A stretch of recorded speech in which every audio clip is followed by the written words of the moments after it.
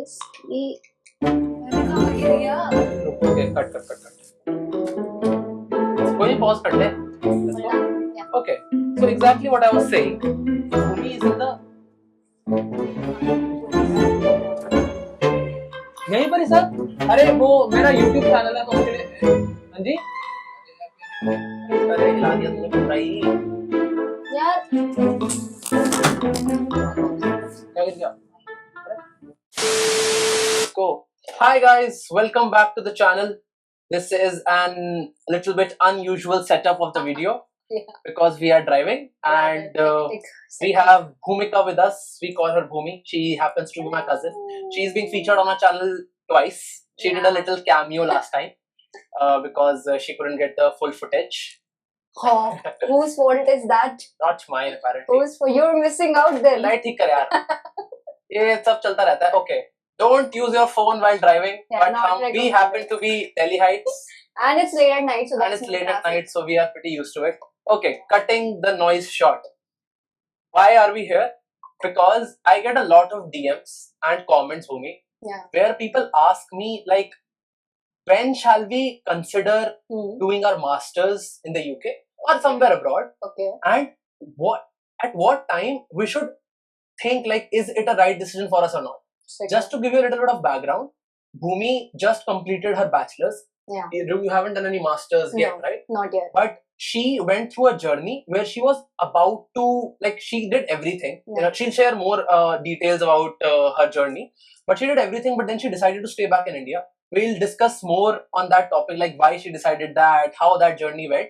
But the whole aim for this video is for you guys to understand, because most of you are from the similar profile.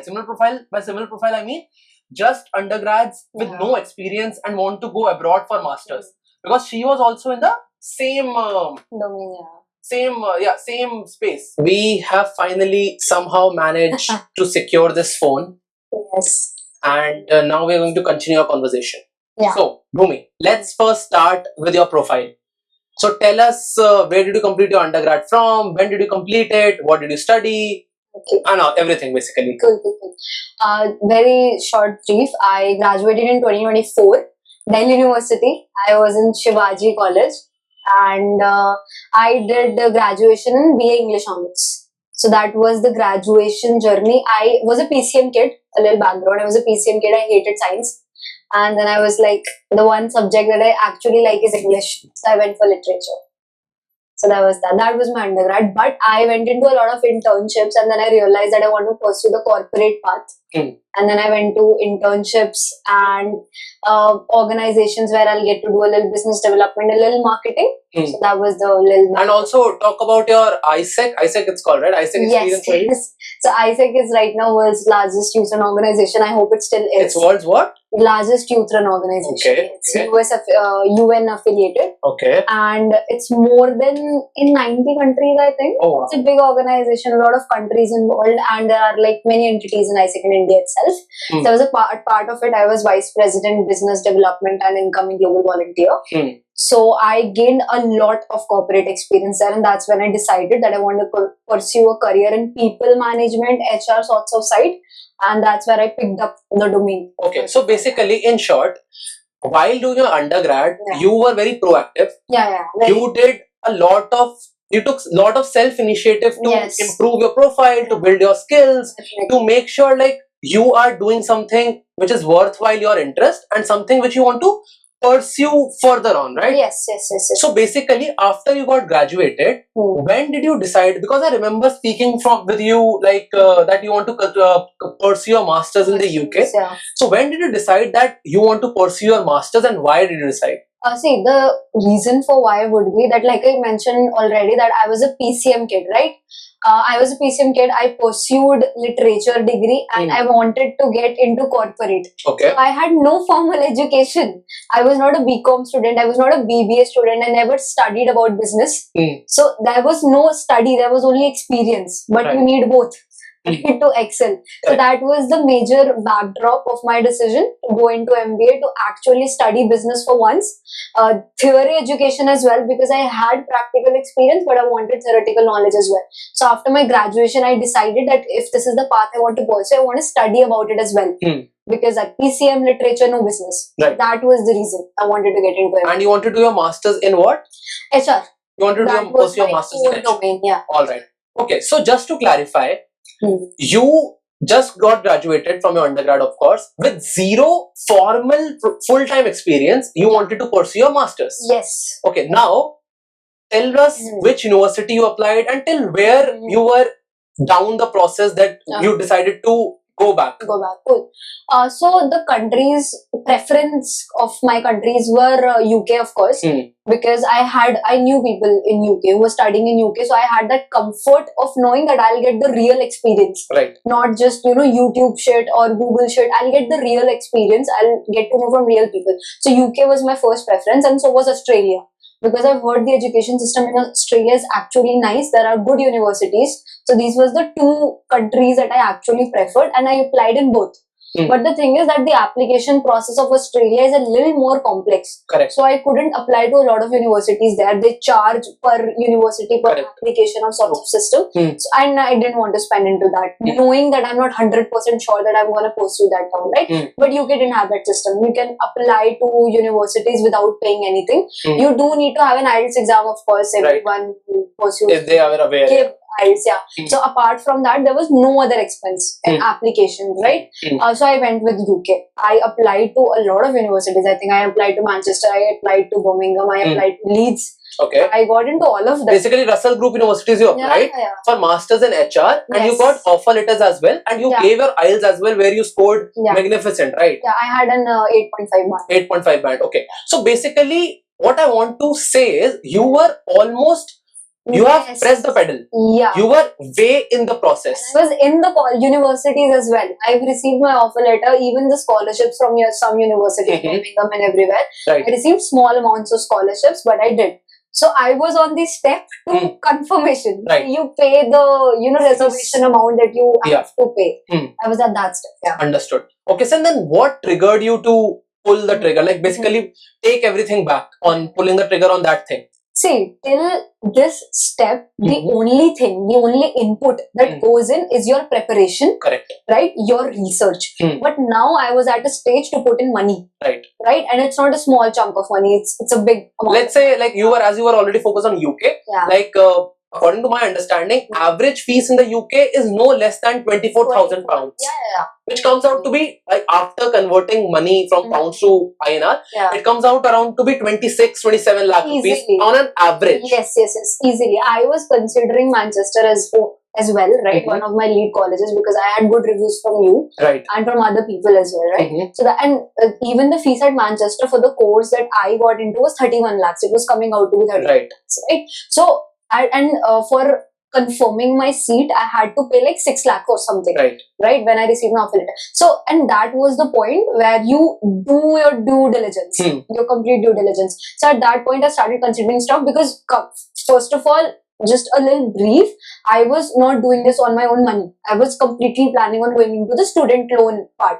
And if you're in India, you know that first of all, you don't get student loans of this big amount. You get some chunk of it. Right. The rest you pay out of your own pocket. Right. Even apart from that, if you're getting a big loan, like 16 or 17 lakhs, you need to put something as a liability. Correct. Which should also be of good value. Collateral. Yeah, exactly. Right. So even if it's your gold or some papers or whatever you want to put, even that's very important. Right. So as a middle class person, you understand from the back of your end how big of a decision that is. Correct. Right. Because you are putting in at least many years into that. And plus, this is just the tuition fees we are talking about. 31 lakhs. Just the tuition. I would say to anyone who is going to Russell Group universities, keep the budget as 50 lakhs, because living expenses, when you'll get a job, till when your parents will support you, is very, like, it's not, it doesn't have any time limit on that. And basically, even for Bhumi, I remember once she got everything, we spoke, and I told her, like, look, ROI on your investment of 31 lakhs, if you're looking to repay that loan in next 2 years, it's going to be really tricky. As I mentioned in my past videos as well, like I told her exactly same thing which I tell on my video, that look, your job is not guaranteed. Plus, you lack full-time experience. Yes, you have internships. Yes, you are proactive, but They don't count. but that still makes your experience. It doesn't count that much, basically. Exactly. Internships don't count at all. That's the Internship, thing. exactly. Yeah. Internship doesn't count at all. You can do 10 internships while your graduation. They are not full-time work. They don't count. Count right? that, exactly. I'm also carrying that with me, right? That I don't have full-time experience. And am I going to put that big of an amount into it? So that was my due diligence time, right? And coming from that money background, of course, that you need to take a loan, you need to put something to collateral. And if you're gonna put that much money, you want to go to a Russell Group college, right? Perfect. And also, you are looking for a job, right? Yeah. And that's when you decided ki this thing won't be for you because you're spending a lot Exactly. with no guaranteed return. Exactly. You don't know when you'll get a job. Considering the market right now, she made an amazing call that she decided to pursue her career in India. Yeah. Initially, she thought that she'll get a full-time experience for some time in India. Yeah. And once she gets experience, she'll apply for masters. But considering how well she is doing right now, if you would like to share your current journey, like when you decided to quit, like you don't want to pursue your masters abroad, what you decided to do rather? Okay, perfect. So first of all, a little about the drop. I spoke with a lot of people. I spoke with you, and he gave me a very good insight that right now it is tricky. Right, to even get, and from some of my seniors in ISEC, I got to know that it's even tricky to get part-time jobs. Yes, correct. Good part-time jobs, let alone full-time jobs in UK at that moment. I don't know whether was it something political or whatever changes, economic changes that were happening. All the reviews that I heard that it was very tricky, and UK PR system. Oh yes, very tricky. They like the immigration right now is not very strong. You mentioned a 2-year ROI, even that's impossible. Correct. On the amount that you could not even trick, it's impossible. Right. So for me to put in that money without that experience, without that confidence in the ROI, it was a complete drawback. Yes. And after that, I started picking up CAT in India. That was my focus. Like I said, I did needed formal education. Right. That was the core point of it. So I went into my MBA, but same was in the MBA because Indian big colleges are also same fees. Same fees, you yes. go to an IIM, you're paying 30 lakhs. Correct, true. But you know, at that point, I think it's still better little bit. Why? Because they at least help you with placement. True. Outside, when you go study abroad, there is no concept of helping you with placements. They will just leave you on your own. They'll help you with CV little bit, but that is not the support that you want to have after spending 50 lakhs of money, right? And in India, even if you do an MBA from Tier 2 college, they offer you placement support at least, right? So they release placement reports every year. Exactly. Every big MBA college that you'll see in India, they release the placement reports every year, showing the companies that came in, showing how many people actually got jobs. So they're pretty serious because that is the selling point. Yeah, correct. Indian colleges it's a very big selling point. True. Their placements, right? So there was that. And even I did not want to pursue that. I wanted to simply go for a government college. Right. That was it.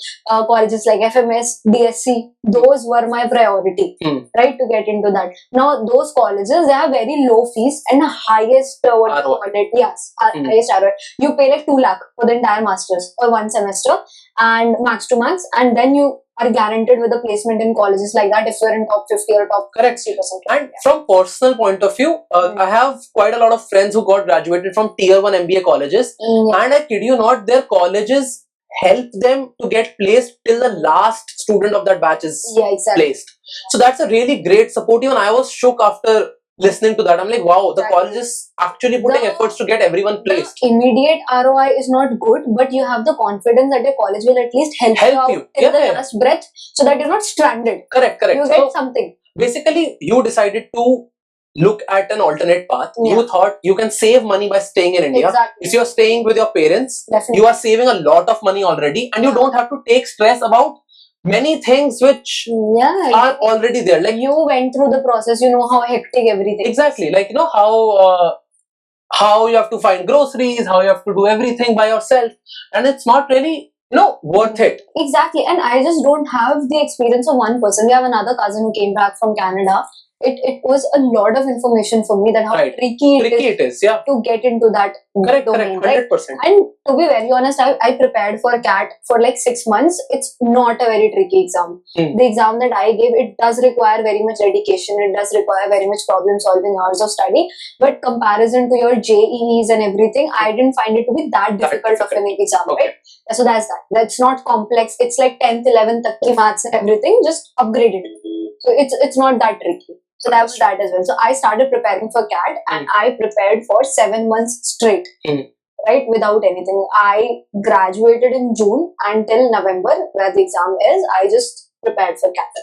I gave CAT and I got 89 percentile. Good, not good enough for a government college. I did receive a lot of. Considering this was your first attempt. Yeah, this was my first attempt after graduation, Okay. which was also why I was not very disappointed. Oh, First attempt, it was like it's you at least got to know the format of the exam and everything. Yes. But later, you thought like it would be better if you have full-time experience. You'll understand more about the field. You can talk more about what you like, and you'll get more exposure basically. Definitely. And I got admissions into IIM Kozhikode with that. Kozhikode. Whatever. I am bad at pronunciation, so there's that. And I got some calls from baby IIMs as well, Amritsar and everything. So there was that. But again, my point was that I do not want to invest 30 lakh of money without a sure ROI. Right. It was that for me, and that was fixed for me because I'm gonna taking a loan which I have to think about next 15 to 20 years of my life into repaying that amount, right? Correct. It's a big decision. So 89 percentile does not get you a government college, right? So that was dropped. Next step that I had already planned very well is that I'll take a job and I'll give an attempt next year once again. I did got a job into my field. A lot of LinkedIn research, and it was not a good job. I'll tell you, it was a very mediocre, very basic startup job. But that's a step up, right? That's a first step that you take. After your graduation, it's the only step that you can take. Correct. Yeah. You can either take a mediocre job and get experience, or you can sit idle at place. Correct. So you worked at that job for how much time? 6 months in total. I started in December. I ended in May. Okay. Yeah. So I worked the 6 months. I was into recruitment. Like you are already into the field that you want to pursue a long-term career. I got a job in core recruitment. It was third-party recruitment. Okay. And I was working into that. That was my full-time job. Okay. It counted as. And that was the first job. If you don't mind, can you share average LPA that you are making? It was at 3.5 LPA. Okay. Then. Yeah. The thing which I'm really proud of for her, she worked there. Yeah. And it was really difficult, right? It was very hectic job. Yes. But you worked there, got real-time exposure, real-time experience, and and you were already preparing to shifting roles so that you can, make your profile more interesting for MBA or even for any masters. It was not just about experience, but it was also about exploring the domain, which is same for everyone. If you've given an exam that you're not gonna clear or you haven't got your percentile, get into the experience, because her experience there are multiple fields. Correct. I'll give an example. For me, HR is recruitment, operations, compliance, legalities. I wanted to try and see what career I want to get into. So I started my recruitment. It was good, but it was not something I wanted to do for the next 30 years of my life. Understood. So I started looking for a shift while preparing for CAT this year as well. Okay. Yeah, that was my goal. Then you shifted to currently which company you are? It's a North Holland, like Amsterdam-based company, Netherlands-based company. Yes. It's an IT company based in Netherlands, and I'm working as HR operations coordinator for Asia Pacific region. And do you mind sharing like how much jump you got? Right now, my package is 8.3 LPA, and which is not bad at all for someone who just have bachelors. Yeah, who is really proactive. And how old are you? 22. Yeah. So that's not bad. So I think that is how all of you should think. Exactly. Like if you are a fresh graduate, you don't have proper work experience, your chances of securing a full-time job and repaying the loan or whatever or ROI is very, very low. And the risk involved is huge considering the markets right now. If you're aware, US market is fucked up, UK market is fucked up, Canada market is fucked up. You see the protest happening in Australia. So all these things, like, hinders in your growth abroad. So I think she took the exactly right pathway. Like you should first categorize what you want to do, and you don't have any idea that what you want to do until unless you work full time. Full time, yeah. I think that's something which I did wrong. I went straight after my bachelor's, and yes, Masters, yeah. and I tell everyone I got lucky enough Mm. that I got a job in my field. Yeah. But not everyone is lucky enough to get a job in their field. I had classmates who moved back to India literally after graduating because Yeah. they were not finding jobs. I was just persistent enough to apply, keep applying, and fortunately got one. Yeah. But True. not everyone will get one. True, and that requires a strong backdrop at your end as well. That you are Correct. financially stable enough. Exactly. Stay Stay, yes. and keep trying hard. Right, yeah. If your pocket allows, like if you don't have to take a loan and you're comfortable, you can And spend 50 lakhs. That was one recommendation that I got from Yash, was that one mistake that he made, that he shared with me, was going for the masters without expecting. Exactly, yeah. And I did not want it to. Of course, it's learning from experience is all that matters. Exactly, yeah. So I went into the experience domain. And now that I am working at a good company, great culture, great environment, I make good, I live on my own. I moved out, which is another checklist that I ticked in my bucket list. I just wanted to cut you short here. Mhm. Many people go abroad just because they want to move out of their own country. Yeah. And see, she might want that somewhere in her, Yeah. but she could do that in India as well by working and moving out Exactly. of the house and staying on rent. You can still do that. Yeah, and I actually got a pretty win-win situation for someone who's close to her parents, and I do want to visit them regularly. Yeah. I live in central Delhi. I got a job in Noida, so I took an apartment from Noida where it's not very difficult to travel to home twice a month. Correct. I get to be on my own, get to live on my own, make my own decisions. That's happy. That gives you adrenaline rush. Oh yeah, that's a Feels very win-win situation. And a side note I'll tell everyone is, don't get comfortable in a good job. Keep studying, because for me it's still a very big motivation that I do want to get formal education, theoretical education in the domain that I'm pursuing. Right. Right? Because your domain at every company is very limited. Correct. So in order to expand that knowledge, I still want to go for a master's, either an executive MBA, part-time MBA, or even a full MBA. Don't stop studying. Don't get comfortable, because you do. Right. Once you're getting a good culture, once you're getting a good environment from your company, it's very important to not get comfortable and just... No, makes sense. I think the point of this video was, if you're in a similar situation, that's how your thought process should be. Exactly. Life is not greener on the other side. I'm telling you honestly from my past experiences. And the thing that she's doing very good.